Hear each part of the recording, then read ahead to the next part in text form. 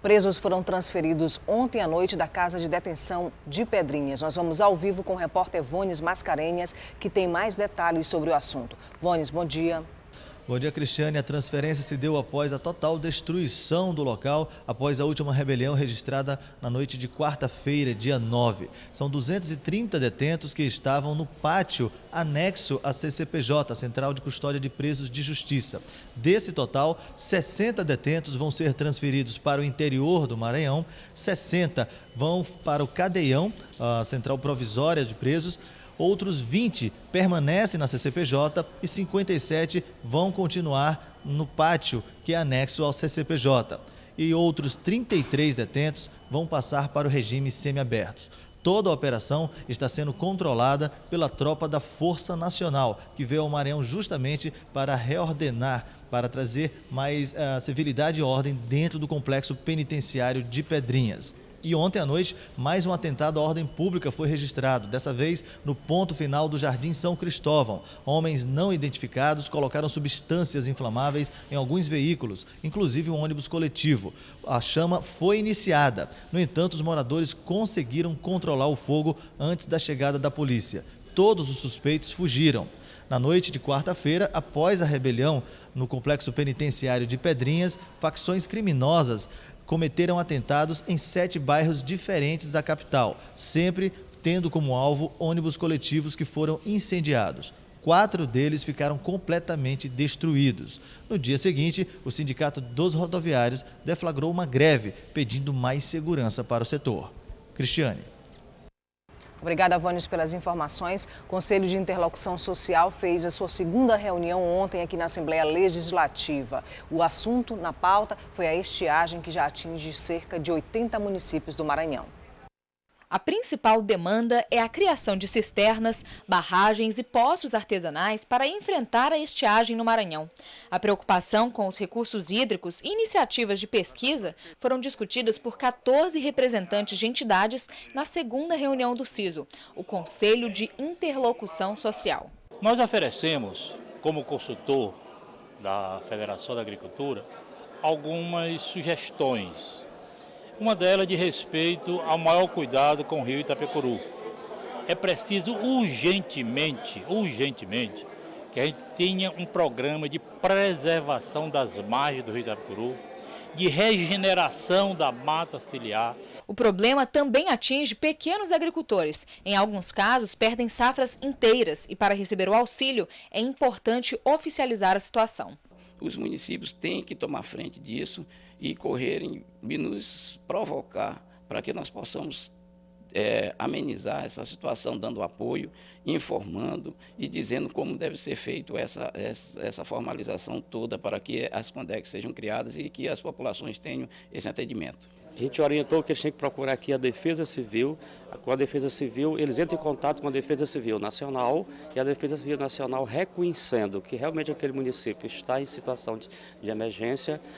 Esses municípios são prioritários para receber os benefícios dirigido pelo governo federal para esses municípios em situação de emergência. A reunião também servirá de base para outras mudanças. A gente veio para poder tomar uma posição de apoio a esse processo, que a gente entende como sendo emergencial mesmo e importante. Vamos, no decorrer das discussões, procurando nos posicionar da melhor maneira possível e encaixar alguma ação que nós temos hoje no território, quase que no território maranhense por inteiro. Certamente a gente vai poder redirecionar alguma coisa para somar com as outras instituições. A solução está inclusive no formato do CISO, a união de forças entre entidades da sociedade civil e governo. Nós precisamos efetivamente participar da economia, porque muitas vezes a gente vai buscar soluções em outros lugares e nós, enquanto empresas aqui, não só a nível de São Luís, mas a nível estadual, nós não participamos. Então foi uma das nossas sugestões que nós trouxemos. Trouxemos também a questão da transparência, que nós possamos juntos aqui saber efetivamente onde os recursos estão sendo encaminhados e como estão sendo. Esse nosso conhecimento de todos os elos da cadeia pode e vai ser muito valioso na elaboração desse plano comum. E a articulação com lideranças produtivas, enfim, eu acredito que o CID Leite possa dar assim uma humilde, mas muito rica contribuição para esse plano. As demandas e sugestões serão encaminhadas às comissões da Assembleia. Os conselheiros atenderam o nosso convite, vieram aqui todos empolgados, trazendo sugestões, e a sistemática do Conselho de Interlocução é exatamente essa: ouvir sugestões das entidades representativas e levar até a sede do Conselho. E este Conselho compilará todas essas sugestões, encaminhando para as comissões específicas. Para a próxima reunião do Conselho, membros do Corpo Técnico da UEMA trarão previsões meteorológicas para os últimos meses deste ano e para 2014. O projeto Tabuleiros de São Bernardo, que começou a ser implantado em 1985 no município de Magalhães de Almeida, Baixo Parnaíba Maranhense, foi alvo de audiência pública na Assembleia Legislativa. A audiência contou com a participação dos irrigantes do projeto e de representantes do DENOX, Departamento Nacional de Obras contra a Seca. Trabalhadores rurais das regiões do Médio Mearim e Baixo Parnaíba compareceram à audiência proposta pelo deputado Zé Carlos, através do requerimento número 338/2013, que teve o objetivo de discutir o projeto Tabuleiros de São Bernardo, um projeto de irrigação que iria beneficiar diretamente 7 municípios maranhenses. Mas hoje encontra-se em total abandono, representando o desperdício do dinheiro público e ainda deixou agricultores da região em situação de endividamento. Durante a audiência foi exibido um documentário produzido pela TV Assembleia, onde a jornalista e mestre em antropologia Cristiane Moraes mostra a realidade das famílias que deveriam ser beneficiadas pelo projeto Tabuleiros de São Bernardo, mas que ainda sofrem com o descaso e com a seca. A gente vê ainda trabalhadores em situação de pobreza absoluta, a gente ainda vê trabalhadores endividados, mas a gente vê ainda o brilho e a esperança que o deputado Zé Carlos fala aí, nos olhos dos maranhenses que continuam acreditando no projeto. A gente tem essas falas no material que a gente fez jornalístico, e a gente também tem essas falas, eu tenho essas falas coletadas na minha dissertação. Ou seja, o maranhense, ele ainda não desacreditou, o maranhense lá do Cerrado ainda não desacreditou nesse projeto. A minha pesquisa, ela aponta aí que essa política desenvolvimentista atropela esse saber local, e a gente viu a época que trabalhadores de outros projetos de irrigação tinham lotes dentro do projeto Tabuleiro de São Bernardo, dentro do perímetro, muito mais do que as próprias famílias do Maranhão. A organização Caritas Internationalis também esteve presente na audiência e reportou as dificuldades das famílias frente à forte seca que atinge a região e tinham no projeto Tabuleiros de São Bernardo a esperança de dias melhores. Um grande projeto, na verdade, pensado para combater a seca. Daí já o equívoco. A seca não se combate, tem que se construir estratégias de convivência com ela. O órgão que é criado para combater a seca, ele já nasce na sua origem equivocado.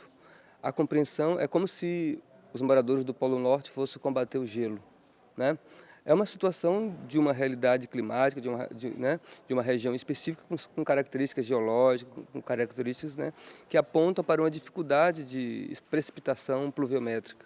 Então, nós sabemos que isso é uma realidade dada, claro, é agravada pelo homem quando desmata, quando produz desequilíbrio ambiental.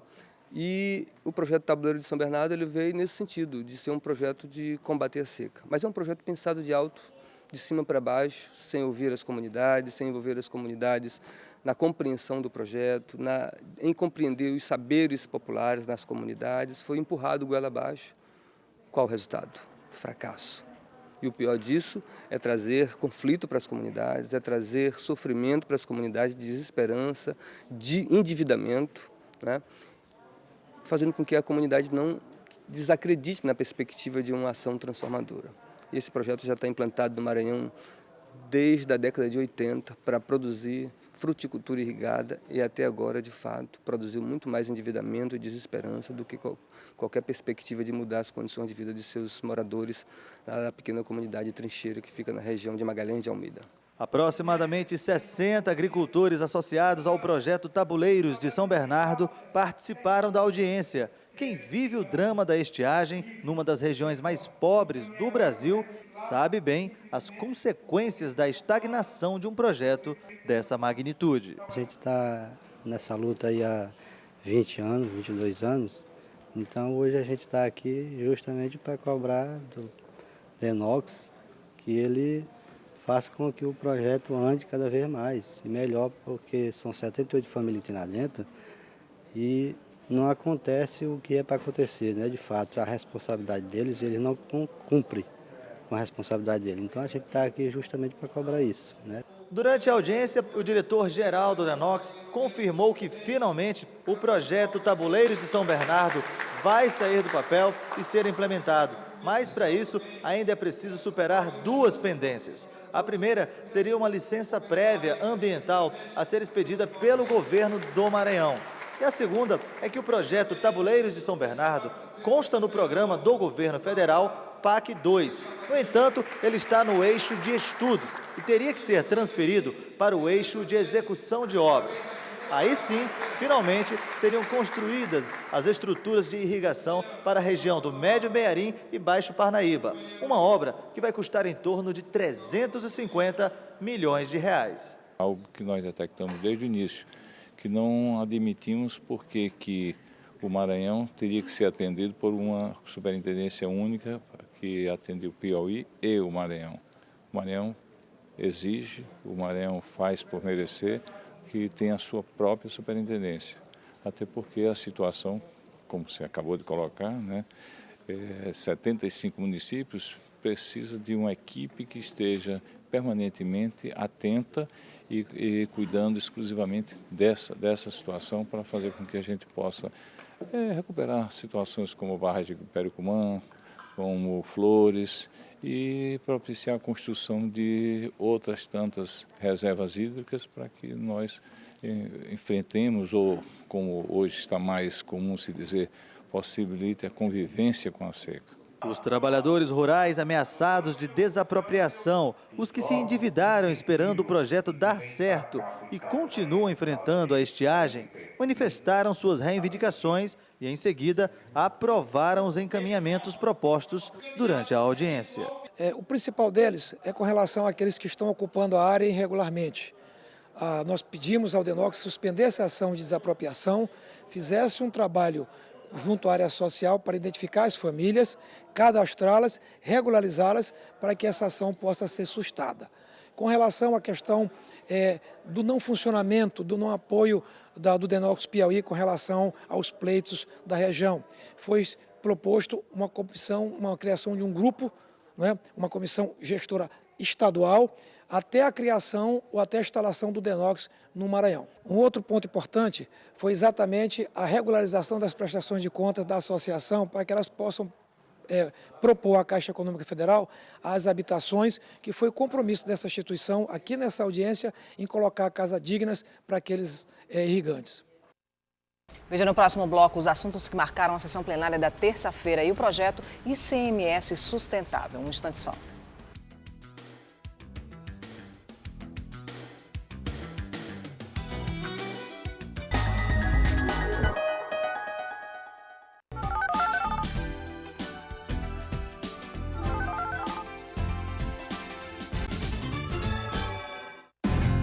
Eu faço imitações de gente famosa. As aparências podem enganar, mas as digitais não. Ninguém pode se passar por outra pessoa. O recadastramento biométrico começou em várias cidades do país. É a Justiça Eleitoral tornando as eleições ainda mais seguras. Verifique se na sua cidade está acontecendo a biometria, pois quem não comparecer no prazo terá seu título cancelado. Saiba mais no site tse.jus.br. TSE, Justiça Eleitoral.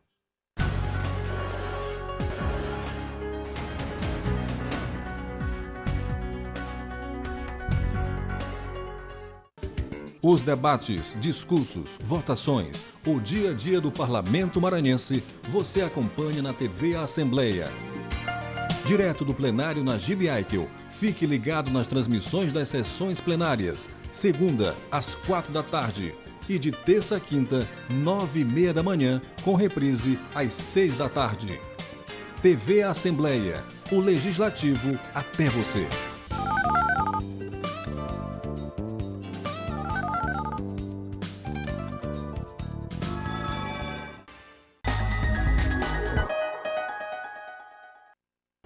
O Ministério Público Federal do Maranhão está exigindo que o Estado do Maranhão, por intermédio da Secretaria Estadual de Educação, cumpra os acordos de um termo de ajustamento de conduta firmado no ano de 2012, referente à estruturação das escolas indígenas no Maranhão. No entanto, expirado o prazo para cumprimento, o Estado sequer apresentou o levantamento integral das estruturas físicas, limitando-se a apresentar relatório parcial que não contemplou as unidades regionais de ensino de Imperatriz e Barra do Corda. O Ministério Público Federal no Maranhão requer a obrigação da realização das cláusulas do termo de ajustamento de conduta, que incluem um levantamento completo das estruturas físicas das unidades escolares existentes nas terras indígenas do Estado e a regularização do fornecimento do material didático, pedagógico e de apoio às atividades letivas no prazo de 180 dias. O Ministério Público Federal solicita ainda que sejam produzidos novamente relatórios pela FUNAI. A Secretaria Estadual de Educação ainda não se pronunciou oficialmente sobre o assunto. Os assuntos que foram destaque na sessão plenária da terça-feira, a educação e a valorização do professor, cujo dia foi comemorado ontem, foram assuntos em discurso na tribuna da Casa. A deputada Gardênia Castelo registrou da tribuna da Assembleia Legislativa o Dia do Professor, celebrado nesta terça-feira. Essa figura extraordinária que luta, que tem várias jornadas, uma jornada na sala de aula, outra jornada em casa, quando vai preparar o seu trabalho na sala de aula, enfim, que faz uma aliança permanente com os jovens, com a família dos jovens. Enfim, o professor é essa figura que pode, de fato, fazer mudanças, promover mudanças. Os deputados Magno Bacelar e Roberto Costa também prestaram homenagens aos professores e destacaram os avanços que o governo tem feito pela categoria. A maior luta, inclusive uma luta histórica, que a classe de professores sempre travou no Maranhão, foi a luta pela aprovação do seu estatuto. E essa conquista foi garantida pela governadora Rosiana. Então, neste dia que nós comemoramos, eu quero deixar o meu abraço a todos os professores e professoras do nosso Estado e dizer da nossa alegria de poder vir aqui hoje homenageá-los. Todos nós precisamos de uma orientação do professor. Então, portanto, esta data hoje é uma data especial, porque os professores que no passado não eram prestigiados, hoje nós sabemos que na gestão da nossa governadora Rosina Sarney, esta categoria vem tendo um tratamento especial. O deputado César Pires, líder do governo, professor, que já foi secretário de Educação, também prestou homenagens aos educadores. Eu não poderia furtar-me de estar aqui presente para prestar minha homenagem aos professores. O professor de ontem não se compara ao professor de hoje. As dificuldades com que ele tem que acompanhar os métodos e as metodologias, as exigências, os inúmeras discussões que envolvendo os crescimentos pedagógicos, ele tem que ser muito talentoso. Já a deputada Elisiane Gama defendeu uma reflexão profunda sobre a educação no país e destacou que as universidades públicas precisam chegar ao interior do Maranhão. Fizemos recentemente uma visita ao reitor da UFMA, ao doutor Natalino Salgado, onde, dentre várias ações inovadoras e revolucionárias que ele tem adotado na gestão da UFMA, tem aí a interiorização com a criação de campos em todo o estado do Maranhão, nas várias regiões do estado, levando a universidade, interiorizando a universidade. Em seu discurso, o deputado Otelino Neto disse que, historicamente, a categoria não tem sido valorizada e que os governos não têm conseguido dar a atenção que os educadores merecem. As reivindicações têm sido atendidas através de muita pressão dos professores. Conquistas já têm sido obtidas à base de muita luta, à base de sofrimento, à base de movimentos grevistas, à base de muita pressão social. Os professores têm conseguido obter avanços. Mas, hoje, o objetivo é fazer esse registro, porque os professores e professoras merecem a nossa homenagem, merecem o nosso respeito, e merecem ser valorizados cada dia mais. Durante os trabalhos, o deputado Edilásio Júnior denunciou que a lei de sua autoria, que garante a meia entrada para professores em eventos culturais, não está sendo cumprida no Estado. O parlamentar informou que vai cobrar das autoridades competentes mais fiscalização.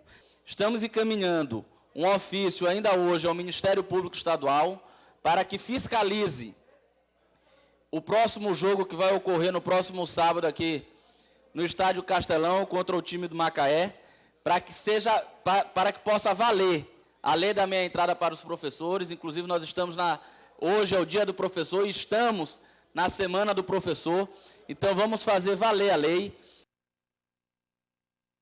Usado em favor da qualidade de vida. O ICMS sustentável é fruto de um projeto de lei apresentado pelos deputados Arnaldo Melo, presidente da Assembleia, e Estênio Rezende. O projeto tem como objetivo destinar parcela aos municípios com maior índice de desenvolvimento humano.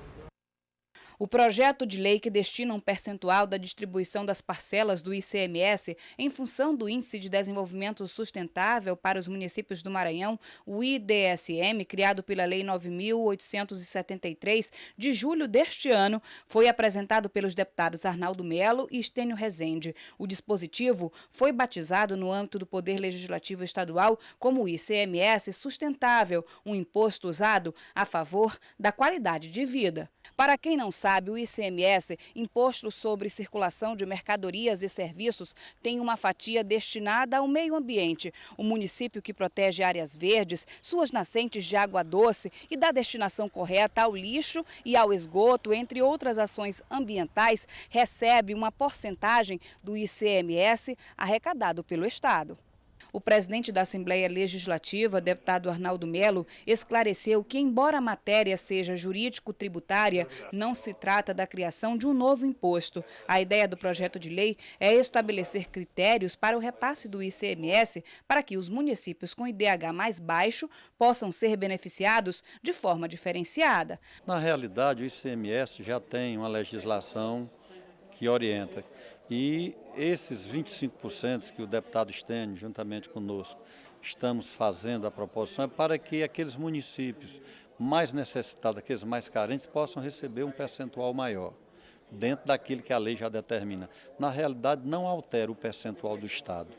E os municípios que apresentem maior necessidade, além do número de habitantes e área territorial, aqueles que apresentam o IDH mais baixo possam ser mais beneficiados. O Portal da Assembleia vai ficando por aqui. Daqui a pouquinho, às 9h30 da manhã, tem transmissão ao vivo da sessão plenária pelo canal 51.2, TV Assembleia, canal digital, pela TVN, canal 17. Você também pode acompanhar na página da internet, na página da Assembleia, na internet. Um ótimo dia para você. A gente volta amanhã a partir das 8h30 da manhã.